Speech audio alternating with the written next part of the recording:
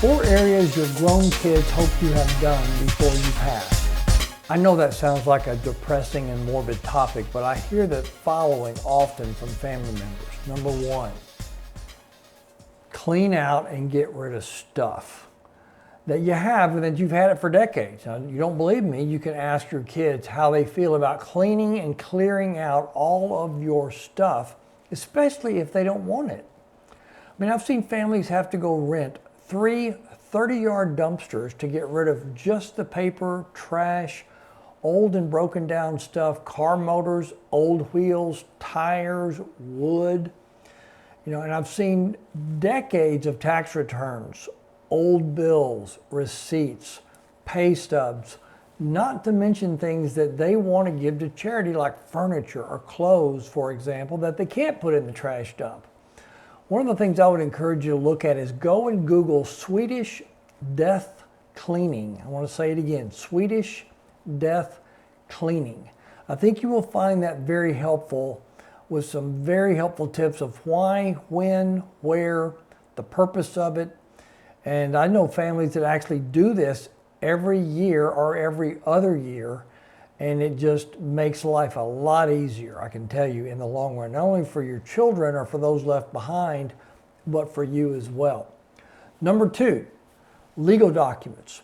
First, you should always consult an attorney to determine what you need document-wise. So this is not legal advice, but advice that I have seen when we help settle family estates. In a non-legal and simple format, I like to look at basic documents in 2 different ways. Number 1 is death documents, such as a will, such as a revocable trust. These are used after someone has passed away. Those documents tell those that are left behind who is in charge and how you want your assets distributed and to whom. In other words, I want to make up the rest of the story for my family versus not giving clear direction and leaving those that remain having to make up the ending. I can say this, you are the buffer to your children. And once you're gone, I've seen children fight regarding distribution of what is left, and if they were all in, almost as if they were all in middle school again. Your clarity brings direction and could potentially help family members stay together versus not speaking to one another because they got heated over all of this. The second part is, I call this second set of legal documents living documents. Now these documents, what their purpose is to speak for you while you are living when you cannot speak for yourself. You've chosen ahead of time a pecking order of who is able to make a financial decision, to pay a bill, to write a check, talk to the insurance companies about, or just to regular companies about IRAs or 401ks, or to sign a tax filing on your behalf, just to name a few areas. That document is called a durable power of attorney.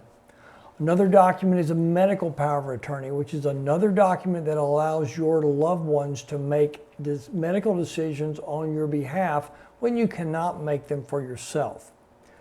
Also, directive to physicians is another document. This tells doctors and your family your wishes to remain on life support or to be taken off of life support. I would rather make that decision than to put that decision on my family. And I can do that ahead of time when I'm clear of mind, and you can too. These are just a few of the examples that give a good estate planning attorney can help you with regarding legal documents. Now, number 3, have a list of current accounts, names of the institutions, account numbers, online passwords to be able to access if needed if you are still living but can't make that decision. I've seen that as your loved ones are trying to settle the estate and manage the estate, they don't know what you may think they know, and they may not know where all your accounts are, or who you use for insurance on the house or the car or Medicare supplement planning, for example. They may not know what bills are due and when they are paid. Are they on auto draft? Are they paid by credit card? Are they paid by check? All of these things are important. And finally, number 4, having a plan in place for final expenses and for long-term care.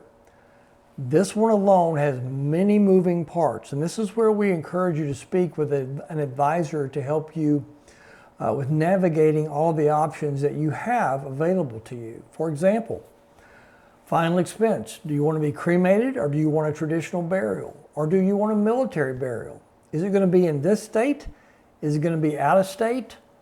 What location? Is there going to be obituary written? Do you want that to happen? Is there a memorial service or no memorial service? Do you want music? In other words, the planning that you do in all of these areas make it easier for those left behind if you do it ahead of time. I want to boil all of this down into 3 questions for you. Do you want to make it easier on your family or harder when you pass?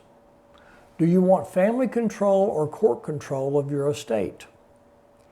Do you want your estate to be settled privately or publicly?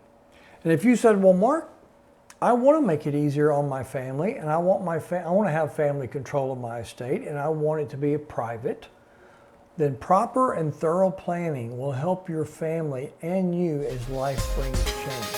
Thank you so much for being with us. We appreciate you being here today. If you found this information helpful, subscribe to our channel. There's a lot of other videos just like this that we think you would find very helpful for yourself and for your family. If you've got questions you want to call us and talk to us individually, feel free to call me, Mark Pruitt, at 1-800-381-8870. I'll be more than happy to have a conversation with you and help you navigate some of these areas. I can promise you this, when it comes to your money, it does pay to be strategic.